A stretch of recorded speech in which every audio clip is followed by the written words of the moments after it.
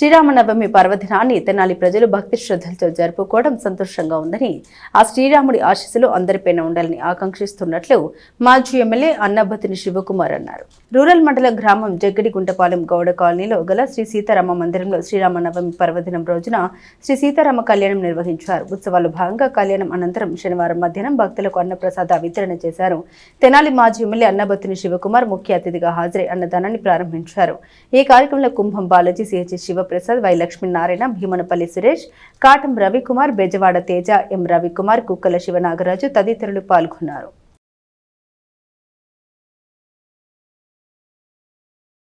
ముందుగా అందరికీ శ్రీరామనవమి శుభాకాంక్షలు తెలియజేస్తున్నాము. ఈ రోజున నిన్న సీతారాముల వారి కళ్యాణం చేసి మన జగడిగుంటపాలెంలోని గౌడ కాలనీలో రామ మందిరం వద్ద జరిగింది. ఆ కార్యక్రమంలో భాగంగానే ఈరోజు అన్నదాన కార్యక్రమం కూడా జరుగుతుంది.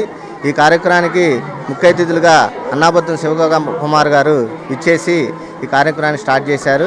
అదేవిధంగా భక్తులందరూ కూడా ఈ రామ మందిరానికి సహకరించిన అందరికీ కూడా ధన్యవాదాలు తెలియజేసుకుంటూ సెలవు తీసుకుంటారు.